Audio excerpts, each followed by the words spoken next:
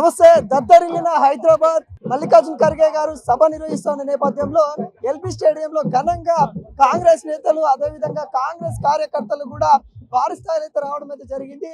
చాలా మంది అయితే ఉన్నారు, వాళ్ళతో మాట్లాడించే ప్రయత్నం అయితే చేద్దాము. ఎక్కడి నుండి వచ్చారు, మరి ఏ విధంగా ఉండబోతా ఉంది, తెలంగాణలో కాంగ్రెస్ గవర్నమెంట్ వచ్చి దాదాపుగా 18 నెలలు అయితే ఉంది, మరి వాళ్ళ పాలన ఏ విధంగా ఉందో తెలుసుకునే ప్రయత్నం అయితే చేద్దాము. అలా ఎక్కడి నుండి వచ్చారు, ఎంతమందితో వచ్చారు?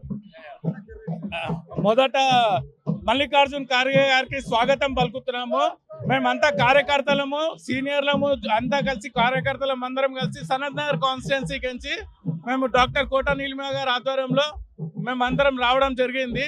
అయితే మాకు చాలా సంతోషంగా ఉంది. ఖర్గే గారు మన ఏరియాకి ఇక్కడ సిటీలోకి వచ్చి ప్రజల సమస్యల గురించి కానీ, పొలిటికల్ గురించి కానీ, ప్లస్ అపోజిషన్ చేస్తున్న విమర్శలకు తిప్పి కొట్టడానికి, ప్రజలకు సరైన ఒక సబ్జెక్టు మీద వాళ్ళకు చెప్పడానికి ఇక్కడికి రావడం జరిగింది.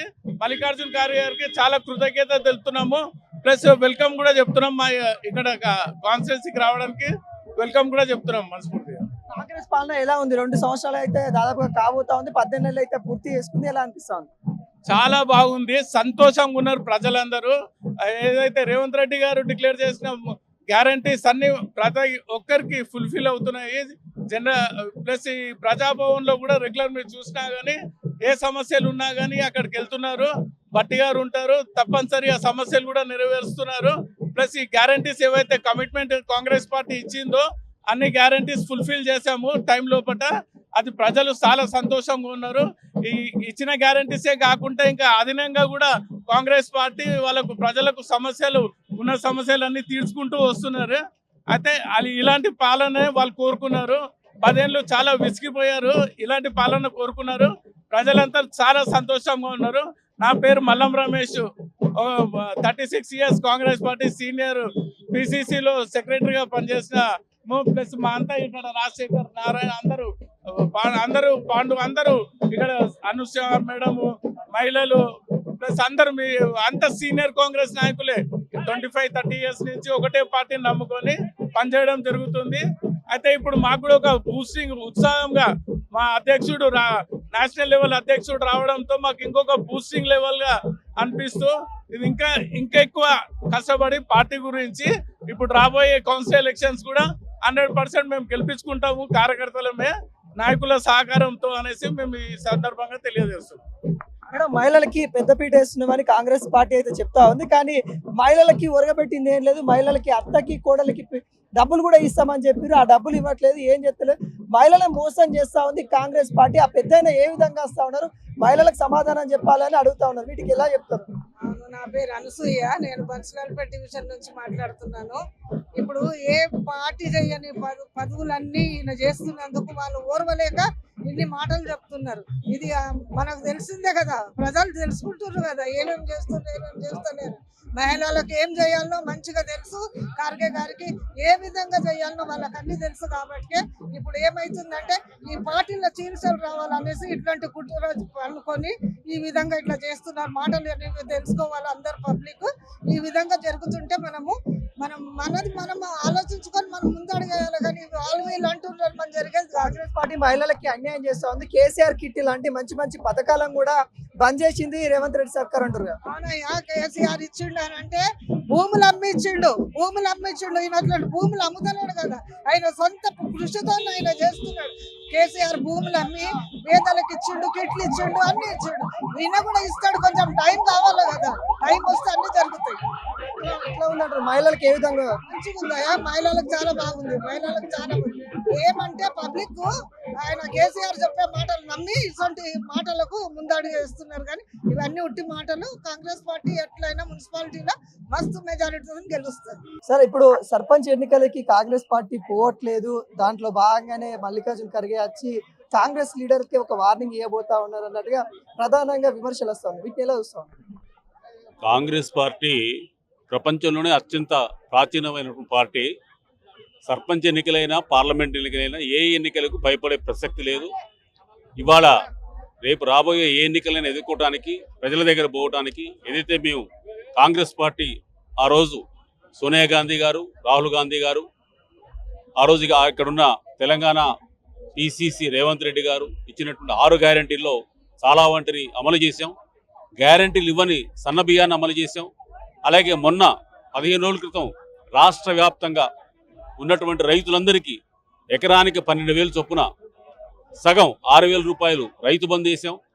దాదాపు 22,000 కోట్ల రూపాయలు ఏకబిగిన 2 లక్షల రూపాయల వరకు రుణమాఫీ చేశాం.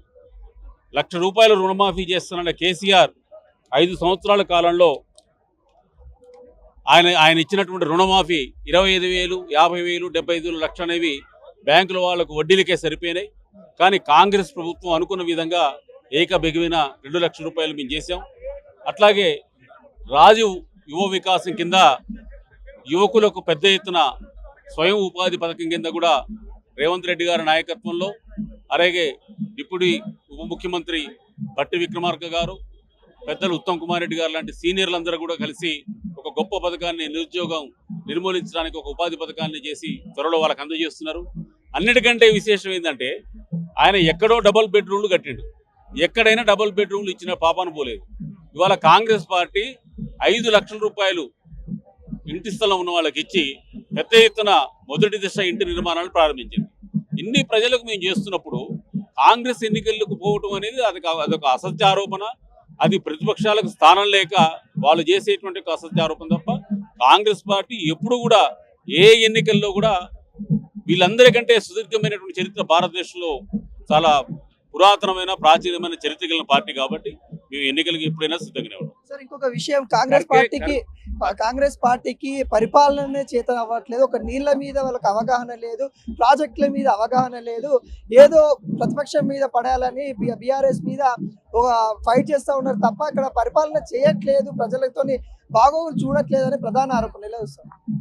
కాంగ్రెస్ అధికారంలోకి వచ్చిన తర్వాత మొన్న ముఖ్యమంత్రి గారు, తెలంగాణ రాష్ట్ర భారీ నీటిపారుదల శాఖ మంత్రి ఉత్తమ్ కుమార్ రెడ్డి గారు, అధికారులంతా వెళ్ళి కేంద్ర మంత్రి కలిసిన తర్వాతనే బనకచెర్ల ప్రాజెక్టుకు కేంద్ర ప్రభుత్వం అనుమతులు నిరాకరించింది. బనకచెర్ల ప్రాజెక్టు విషయంలో ముందుకు పోవద్దని ఆంధ్రప్రదేశ్ రాష్ట్ర ప్రభుత్వానికి తెలియజేసింది. ఇంతకంటే ఇంకా వేరే ఏం చెప్పాలండి? వాళ్ళు ఏం చేశారు? నీళ్ల కోసం, నిధుల కోసం, నియామకాల కోసం పుట్టినమని చెప్పేటువంటి టీఆర్ఎస్ పార్టీ ఇవాళ కాళేశ్వరం ఏ పరిస్థితిలో ఉందో తెలుసు కదా మనకు. ఏ ప్రాజెక్టులో కూడా వాళ్ళు కట్టిన ఏ ప్రాజెక్టులు, మేడిగడ్డ కానీ కాళేశ్వరం కానీ ఏ ప్రాజెక్టులో కూడా ఇవాళ సక్రమంగా ప్రజలకు నీళ్ళు అందుతున్నాయా? కానీ వాళ్ళ రాష్ట్రంలో వరి భారతదేశంలోనే అత్యంత ఎక్కువ ఉత్పత్తి చేసే రాష్ట్రంగా తెలంగాణ నమోదైంది. అట్లే కాకుండా సన్న బియ్యాన్ని ప్రోత్సహించాలనే దాని మీద సన్న ఓట్లు కూడా ప్రోత్సహించి 500 రూపాయలు మనం అదనంగా వాళ్ళకు బోనస్ ఇస్తున్నాం. రాష్ట్రం అంతా కూడా దాదాపు సుమారు 80% ప్రజలకు సన్న బియ్యాన్ని రాష్ట్ర ప్రభుత్వం అందజేస్తారు. మల్లికార్జున ఖర్గే గారు ఏం చెప్పబోతా ఉన్నారు? తెలంగాణ ప్రజలకి ఏం సందేశం ఇవ్వబోతా ఉన్నారు? మల్లికార్జున ఖర్గే గారు భారతదేశంలో ఏ కార్యకర్తతో అయినా ఎప్పుడైనా మాట్లాడే అవకాశం ఉంది. అనేక సందర్భాలు ఇవాళ దేశంలో జరుగుతున్నటువంటి నరేంద్ర మోడీ చేస్తున్నటువంటి ఏకపక్ష విధానాలు, ఇవాళ సెక్యులర్ అనే పదాన్ని రాజ్యాంగం నుంచి తొలగించాలని చేస్తున్న ప్రయత్నం కానీ, అలాగే ప్రతిదానికి ఇతర దేశాలను బూచిగా చూసే ప్రయత్నం కానీ, మతం పేరుతో విభజన చేసే ప్రయత్నాలు కానీ, వీటన్నిటినీ ప్రజలకు మరింతగా కాంగ్రెస్ కార్యకర్తలు వివరించడం, అట్లాగే రాష్ట్రంలో జరుగుతున్నటువంటి ఈ యొక్క అభివృద్ధి కార్యక్రమాలను కూడా కార్యకర్తలు చేసి కార్యకర్తలు మరింత సన్నద్ధం చేయడానికి ఈరోజు ఖర్గే గారు వచ్చేస్తారు.